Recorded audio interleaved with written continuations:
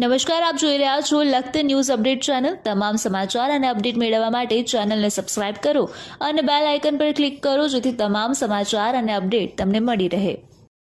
Lakhtar Ahmedabad highway ઉપર સહયોગ વિદ્યાલયની બાજુમાં આવેલ શ્રીનાથજી સોસાયટીમાં જવાના રસ્તા ઉપર પાણીની નવી પાઇપલાઇન નાખવામાં આવી ત્યારથી લીકેજ પાણીની પાઇપલાઇન લીકેજના કારણે કાદવ કીચડનું સામ્રાજ્ય। આ વિસ્તારમાં રહેતી મહિલાએ પોતાના બાળક સહિત તેમના વિસ્તારમાં રહેતા બાળકો ચાંદીપુરા વાયરસના કારણે બીમાર પડી જવાનો ભય વ્યક્ત કરવામાં આવ્યો।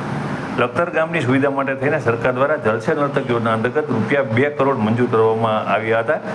લખતર ગ્રામ પંચાયત પાણી સમિતિ દ્વારા લખતર ગામ અને પરા વિસ્તારમાં પાણીની પાઇપલાઇન નાખવામાં આવી છે। લખતર ગ્રામ પંચાયત પાણી સમિતિ દ્વારા પાણીની પાઇપલાઇન પ્લાન મુજબ નહીં નાખી હોય અવારનવાર તૂટી જાય છે, ત્યારે લખતર શ્રીનાથજી સોસાયટી અંદર જવાના પહાડી વગરના નાળા પાસે નવી પાણીની પાઇપલાઇન અવારનવાર લીકેજ થઈ જાય છે અને આથી આ જગ્યાએ કાદવ કીચડનું સામ્રાજ્ય સતત રહે છે। આથી આ વિસ્તારમાં રહેતા જાગૃત નાગરિક દ્વારા રોષ વ્યક્ત કરવામાં આવ્યો હતો અને મહિલાએ પોતાના બાળક સહિત તેમના વિસ્તારમાં રહેતા નાના બાળકો ચાંદીપુરા વાયરસ અંતર્ગત થઈ રહેલ રોગના કારણે બીમાર પડી જવાનો ભય વ્યક્ત કરવામાં આવ્યો હતો। ત્યારે આ વિસ્તારની અંદર આવતા જતા વાહન ચાલકોને પણ પોતાના વાહનો લઈ અને અંદર આવવાની તકલીફ પડી રહી છે। ત્યારે આ વિસ્તારના લોકો દ્વારા માંગ કરવામાં આવી છે કે તેમના વિસ્તારની અંદર જે પાણીની પાઇપલાઇન છે, જે લીકેજિંગ છે, તેને તાત્કાલિક ધોરણે બંધ કરવું અને તેમના વિસ્તારમાં જે સતત કાદવ કીચડનું સામ્રાજ્ય રહે છે તેના કારણે આ વિસ્તારની અંદર માખી, મચ્છર સહિતના જીવજંતુઓનો ભારે ઉપદ્રવ રહેશે અને તેના કારણે તેમને પોતાના બાળકો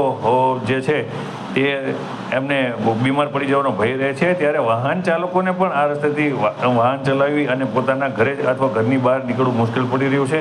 આથી આ વિસ્તારમાં રહેતા મહિલા સહિતના લોકો દ્વારા રોષ વ્યક્ત કરવામાં આવ્યો હતો।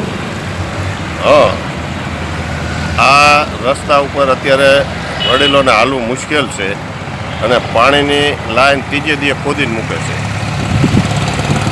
એ લાઈન 2 થી 3 ફૂટ આમ ડાબી સાઈડમાં આગળ લઈ જાય તો આ પ્રશ્ન હલ થઈ જાય અને અનેક વાર રજૂઆત કરતા આ તંત્ર એવું છે કોઈને જવાબ જ નથી દેતું।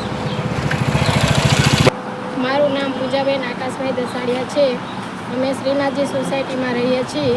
અમારા ઘર પાસે છેલ્લા ઘણા સમયથી કીચડ અને કાદવ હોય છે। હાલમાં ચાંદીપુરા વાયરસ નીકળ્યો છે, તેના ભોગ નાના બાળકો બને છે। અમારા વિસ્તારમાં નાના બાળકો છે। અમારું કોઈ પણ બાળક ચાંદીપુરા વાયરસનો ભોગ બને તો જવાબદાર કોણ? આથી અમારી તંત્રની વિનંતી છે કે અમારા વિસ્તારમાંથી ગંદકીનું સામ્રાજ્ય દૂર કરે।